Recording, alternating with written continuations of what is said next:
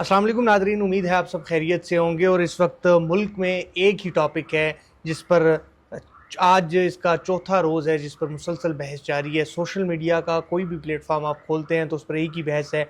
मौलाना फजल रहमान ने जो फूल नगर में जलसा किया था और वहाँ पर जो बयान दिया था, मेरे साथ इस वक्त सीनियर साफ़ी अब्दुल्ला मोहम्मद मौजूद है। अब्दुल्ला, आपका बहुत शुक्रिया। बहुत शुक्रिया। मौलाना फजल रहमान साहब ने जो बयान दिया है, चूँकि आपसे गुफ्तगू करने का बुनियादी मकसद ये है कि आपका ताल्लुक भी कबायली इजलास से है, तो इस बयान को खुसूसन कबायली इजला के लोग या वो लोग जो दहशतगर्दी से मुतासर है वो बेहतर समझते सकते हैं।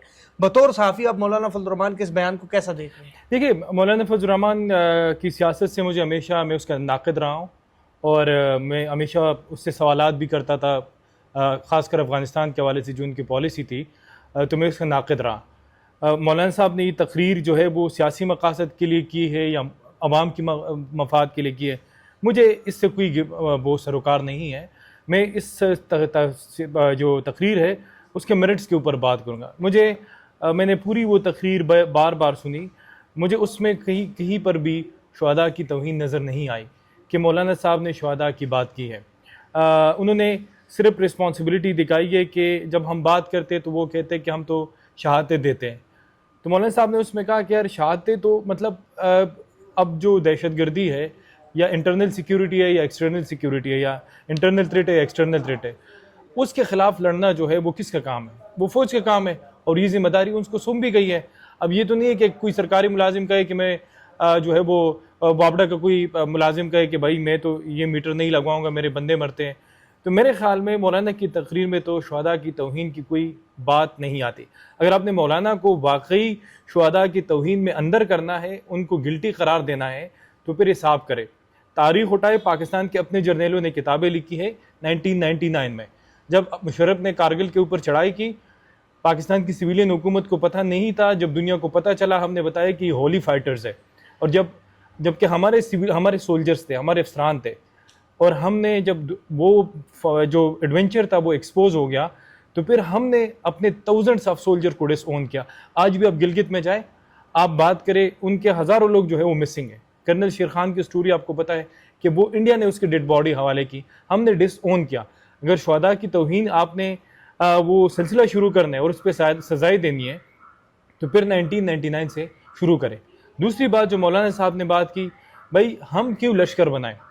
आपको पता है कि हमारे जो कबायली अजला है उनमें जब लश्कर बने, जब लोगों ने लश्कर बनाए, रियासत ने उनको असलहा दिया, लोग दिए, और उस लश्कर के अंदर लोगों के पास पावर आया, उनमें ह्यूमन राइट्स की वायलेशन भी हुई है।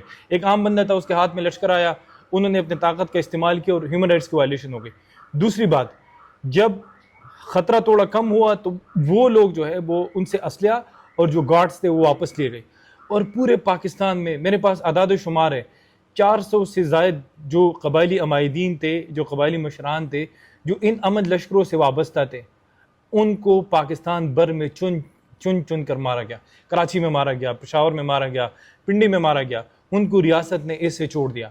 तो बात यह है कि जो मौलाना साहब ने बात की कि हम लश्कर क्यों बनाएं, मैं आपको कहता हूँ, मेरे दोस्त, मेरे रिश्तेदार, मेरे ख़ानदान कारोबार से वाबस्ता है। पंजाब का कोई ख़ानदान न मुसल्लह जत्तों को बत्ता देता है, न सिस्टम के अंदर लोगों को बत्ते देता है। पख्तूनख्वा के अंदर आप कारोबार करें, आप न सिर्फ मुसल्लह जत्तों को बत्ता देंगे और न बल्कि इसके साथ साथ सिस्टम के लोगों को बताएं। मतलब दो लोगों को पैसे देने, दो लोगों को पैसे। अगर आप पंजाब के सरमाएदार को, पंजाब के फैक्ट्री के ओनर को तहफ़्फ़ुज़ दे सकते हैं, तो पख्तूनख्वा के लोगों को तहफ़्फ़ुज़ क्यों नहीं दे सकते? अगर ये इतने ज़्यादा इंटरेस्टेड है तो आप जाके बात करके इस वक्त कबायली इलाकों में मिनरल के कारोबार से कौन वाबस्ता है, वहाँ पे डीसी की क्या हैसियत है, वहाँ पे गवर्नर की क्या हैसियत है, वहाँ पे वज़ीर-ए-आला की हैसियत क्या है। मैं ऐसे लोगों को जानता हूँ जिससे सिस्टम में लोग बत्ते मांगते, उनके पासपोर्ट ब्लॉक किए गए बता ना देने की सूरत में।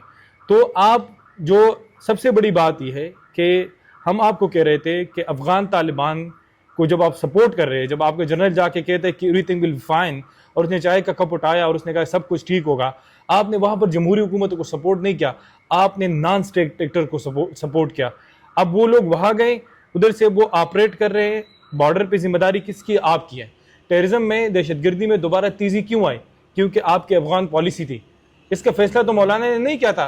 मौलाना चलो उन्होंने अफ़गान तालिबान को सपोर्ट किया, या उनका एक वर्जन था अफ़गान तालिबान के हवाले से, लेकिन अब थी, आप कह लें हमदर्दी थी। تو اب یہ ذمہ داری کس کی ہے کہ آپ مولانا صاحب کے پیچھے لگ گئے ہیں کہ مولانا صاحب جو ہے وہ نے شہداء کی توہین کی ہے, وہاں سے بلاول بھٹو صاحب بھی کہہ رہے, سارے کہہ رہے. تو میرے خیال میں یہ بیجا کی چاپلوسی اچھی نہیں ہے. مولانا صاحب کو گلٹی قرار دینے سے, مولانا صاحب کو پھانسی پر لٹکانے سے آپ کی دہشت گردی ختم نہیں ہوگی.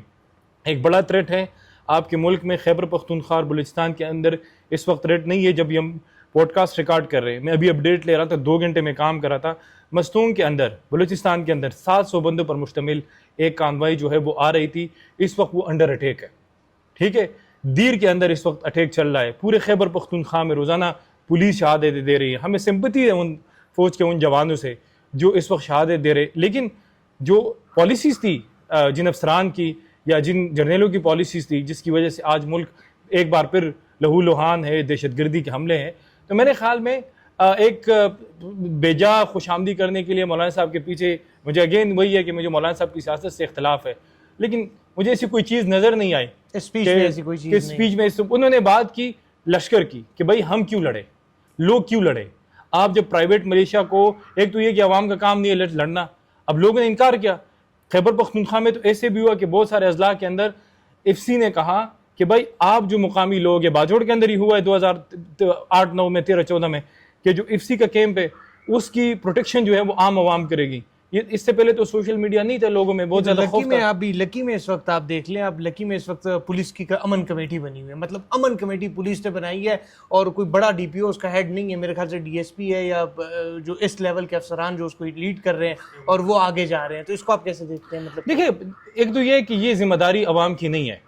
اگین وہی بات ہے کہ بھائی جس کو یہ ذمہ داری سونپی گئی اس کو دیکھنی چاہیے. یہ ادارہ, یہ ذمہ داری پولیس کی ہے, یہ ذمہ داری فوج کی ہے, یہ ذمہ داری لا انفورسمنٹ ایجنسیز کی ہے, یہ ایف سی کی ہے. اچھا عبداللہ, ایک اور چیز ہے, مولانا صاحب نے تو سپیچ کرنی تھی, کر لی. اس کے بعد اس سپیچ کو جس طرح سوشل میڈیا پہ ہائی لائٹ کیا گیا اور جس طرح ٹویٹر پہ ٹرینڈز چل رہے ہیں, اس کو آپ کس نظر سے دیکھ رہے ہیں؟ دیکھیے, ایک تو یہ کہ جو پروپیگنڈا آؤٹلیٹس گزشتہ کچھ مہینوں میں سامنے آئے ہیں اور ان کے کوئی, مجھے خود جو ان کو چلانے والے جو سرکاری افسران ہیں وہ اکثر یہی کہتے کہ ان کا کوئی امپیکٹ نہیں ہے. مطلب ان میں جو میں کل دیکھ رہا تھا, 2 بندے بیٹے تھے, وہ بلوچستان کے اوپر تبصرہ کر رہے تھے, کوئی انڈیا کے اوپر تبصرہ کر رہے. ان میں سے 90% لوگوں کو بیسک انگریزی نہیں آتی.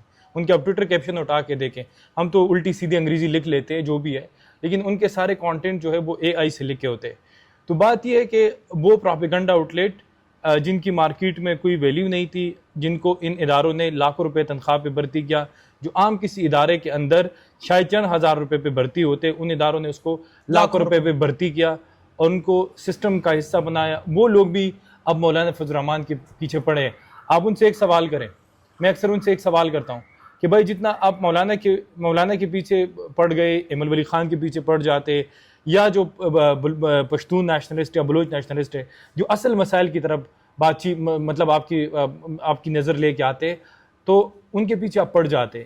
وہ آپ بلوچستان پہ انڈیپینڈنٹلی بات کیوں نہیں کرتے؟ آپ خیبر پختونخوا پہ انڈیپینڈنٹلی آپ کیا آپ یہ سوال کر سکتے ہو کہ ان آؤٹلیٹ سے کہ بارڈر پہ 90 ارب روپے سے زائد جو ہے وہ لگا. جنرل باجوہ کی اپنی سٹیٹمنٹ ہے کہ 90% سے زائد جو بارڈر ہے وہ فنس ہو چکا ہے, اس پہ ہمارا 87 بلین کا کاسٹ آیا ہے. تو آپ نے کہا کہ اس سے کراس بارڈر انفلٹریشن ختم ہوگی, سیکیور ہو جائے گا, لیکن وہ نہیں ختم ہو رہی. وہ آ رہی ہے کیونکہ پالیسی بدلنے سے چیزیں بدلے گی. بارڈر لگانے سے یا بارڈر پہ آپ نے مطلب ہم ایگزامپل لیتے ہیں, افغان ڈپورٹیشن کا عمل کتنے سالوں سے جاری ہے؟ 1.5 سال سے زائد ہو گیا نا. آپ کا بنیادی کلیم کیا تھا کہ ان کو نکال کے ہمارے ملک میں سیکیورٹی کی صورتحال بہتر ہوگی, لیکن آپ لاسٹ مہینے کے 6 مہینے کے اعداد و شمار اٹھائیں, 2015 اور 14 کے پیٹرن پہ خودکش حملے آ چکے ہیں. 2008 میں جتنی تعداد میں حملے ہو رہے تھے, جتنی سویلین اور ملٹری کی کیجولٹیز تھی, سیکیورٹی فورسز کی کیجولٹی تھی, اس تعداد پہ آ چکے ہیں. تو ان کو مطلب افغان مہاجرین کو نکالنے سے آپ کا مسئلہ حل ہوا نہیں, بارڈر پہ فنس پہ لگانے سے آپ کا مسئلہ حل ہوا نہیں, کیونکہ آپ پالیسی نہیں بدل رہے. اب آپ ہمیشہ یہاں پہ یہ مسئلہ رہا ہے کہ ہم ان کو یہی کہہ رہے کہ جو پاکستان کو بچانے کی یا پاکستان کو مضبوط کرنے کی بات کرے, آپ ان کو غدار سمجھتے ہیں.